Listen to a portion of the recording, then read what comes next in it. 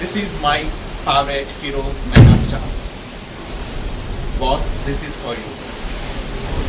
తరలి రాద తనే వసంతం, తన దరికి రాని వనాల కోసం. తరలి రాద తనే వసంతం, తన దరికి రాని వనాల కోసం. గగనాల దాకా అలసాగకుంటే మేఘాల రాగం వినచేరుకోవడం. తరలి రాగ తనే వసంతం, తన దరికి రాని వనాల కోసం.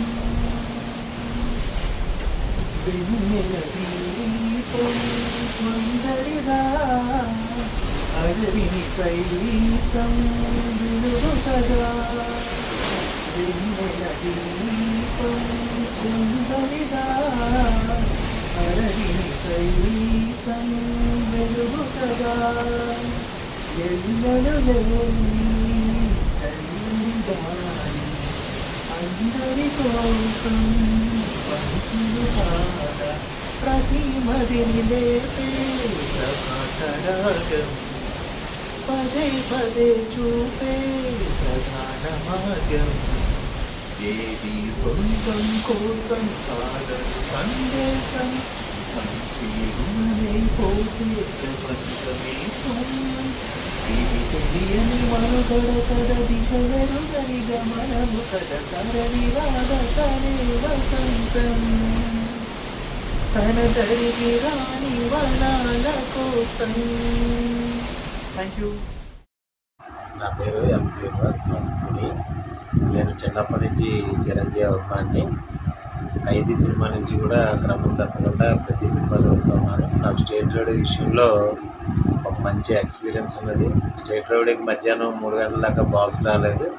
అప్పుడు దాకా లైన్లో నుంచి ఇంటికి వెళ్ళిపోయి మళ్ళీ వచ్చి లైన్లో నుంచునేసరికి విపరీతమైన లైన్ ఉంది. ఒక పోలీసు వచ్చి నన్ను ఇంటి చాలా గట్టి కొట్టేసాడు.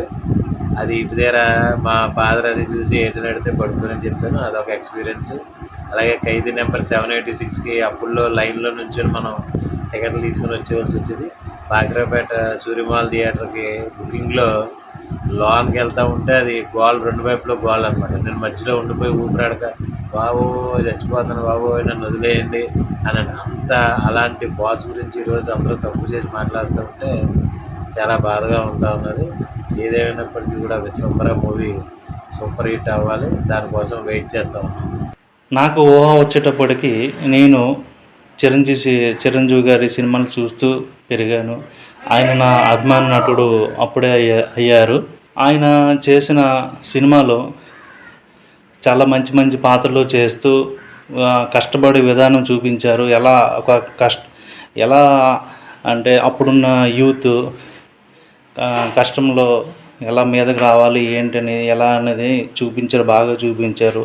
ఆయన సినిమాల్లో మంచి చెడు అలవాట్లు లేకుండా యూత్ని ఒక ఇన్స్పిరేషన్ చేసి చూపించారు.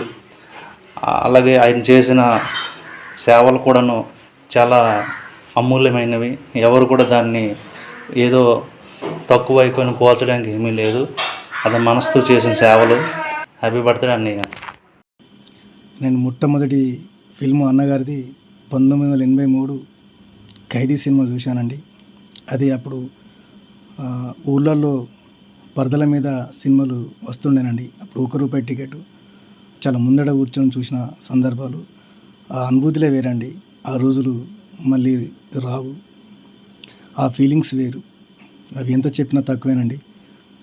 అంతటి ఆ 80 దశకంలో అంతటి ఆనందాన్ని పొందినటువంటి మనందరం కూడా ఎవరైనా కానివ్వండి, చిరంజీవి గారి సినిమాలు అభిమానులు కానివ్వండి, చిరంజీవి గారి సినిమాలు చూసిన ప్రేక్షకులు కానివ్వండి, వాళ్ళందరూ కూడా నా దృష్టిలో అదృష్టవంతులండి. అంతటి ఎంజాయ్ అనేది కూడా ఇప్పుడు పొందలేము. నాకు చిరంజీవి గారు అంటే అమితమైనటువంటి ఇష్టం అండి. ఆయన వీరాభిమాని, కానీ ప్రత్యక్షంగా నేను ఆయన అన్నగారిని ఎప్పుడు చూడలేదు.